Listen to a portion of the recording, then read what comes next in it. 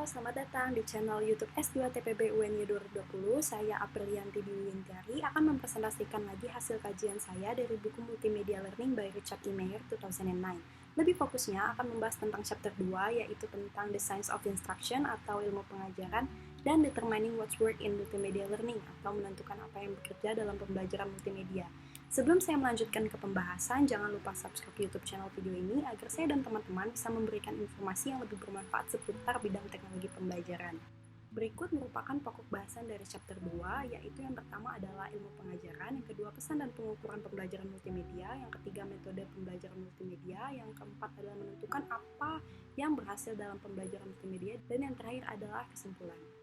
Untuk The Science of Instruction atau ilmu pengajaran didefinisikan sebagai ilmu yang melibatkan pembentukan prinsip berbasis bukti untuk membantu orang untuk belajar.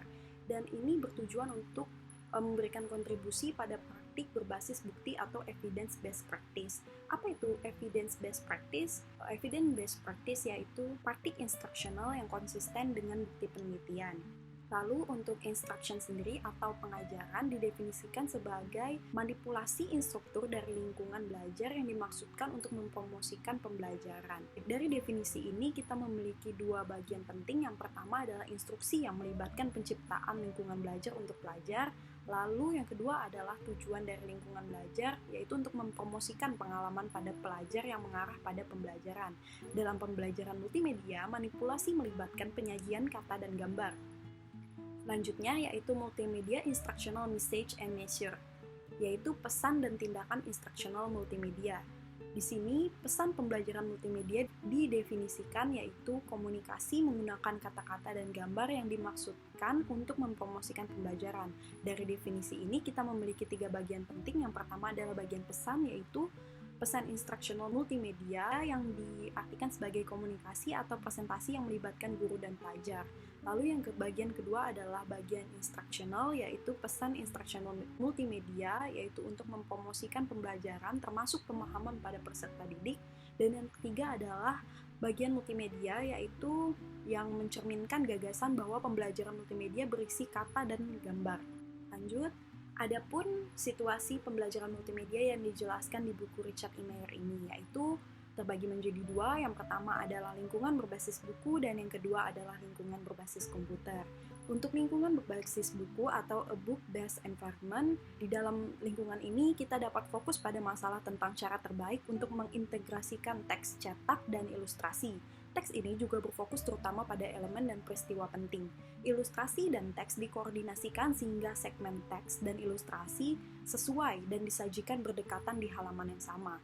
Ini termasuk pelajaran multimedia karena mencakup kata, yaitu teks tercetak, dan gambar, yaitu ilustrasi. Adapun beberapa prinsip desain umum yang diadaptasi dari analisis ilustrasi by Levin and Mayer 1993, yaitu yang pertama terkonsentrasi, yaitu ide-ide kunci disorot dengan baik dalam ilustrasi. Yang kedua adalah ringkas, lalu koresponden, yang keempat adalah konkret, yang kelima adalah koheren, yang keenam adalah dimengerti. Next, ke situasi pembelajaran multimedia di lingkungan berbasis komputer atau computer-based environment.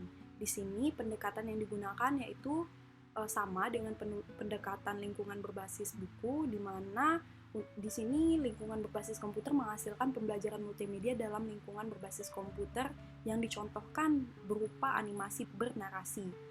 Animasi ini diadaptasi dari gambar garis yang digunakan dalam ilustrasi, dan narasinya adalah versi singkat dari teks. Kata-kata dan gambar dikoordinasikan sehingga ketika suatu tindakan terjadi dalam animasi, pelajar diberi deskripsi verbal dari tindakan tersebut pada saat yang bersamaan. Selanjutnya yaitu metode instructional multimedia atau multimedia instructional method. Metode instructional didefinisikan sebagai cara penyajian pelajaran seperti menggunakan teks lisan dan teks cetak bersama dengan animasi.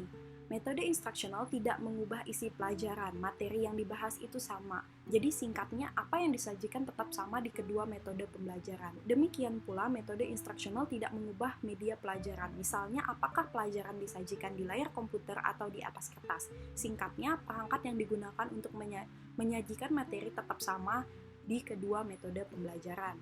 Dalam penelitian yang dibahas, ada variasi fitur cara pelajaran dapat disajikan. Tetapi untuk konten yang sama dan menggunakan media yang sama. Secara khusus, di buku ini telah dibahas tentang keefektifan 12 fitur pembelajaran multimedia. Yang pertama adalah koherensi, yang kedua adalah pensinyalan, yang ketiga adalah redundansi, yang keempat adalah kedekatan spasial, yang kelima adalah kedekatan temporal, yang keenam adalah segmentasi, yang ketujuh adalah pra-pelatihan, yang kedelapan adalah modalitas, yang kesembilan adalah multimedia, yang kesepuluh adalah personalisasi, yang kesebelas adalah suara, dan yang terakhir adalah image atau gambar. Selanjutnya yaitu menentukan apa yang bekerja dalam pembelajaran multimedia. Di sini ada perbandingan eksperimental yang didefinisikan sebagai persyaratan utama dari ilmu pengajaran bahwa praktik pendidikan didasarkan pada bukti empiris. Dan bagaimana kita dapat mengetahui jika satu metode itu lebih efektif daripada yang lain dalam mempromosikan pembelajaran? Dalam penelitian yang dilakukan Meyer, perbandingan eksperimental dilakukan di mana kelompok peserta didik eksperimental menerima pelajaran yang berisi fitur yang akan diuji, sementara kelompok kontrol peserta didik menerima pelajaran identik yang tidak memiliki fitur yang akan diuji. Dan selanjutnya, kedua kelompok tersebut mengikuti tes transfer, di mana tes transfer menghasilkan skor rata-rata dan standar deviasi untuk setiap kelompok.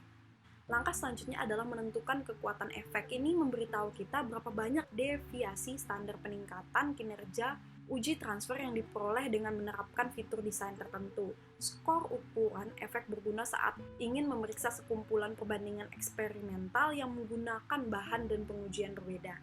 Dan untuk kesimpulan sendiri, pesan pembelajaran multimedia harus dirancang dengan cara yang konsisten dengan penelitian ilmiah dasar bukti empiris.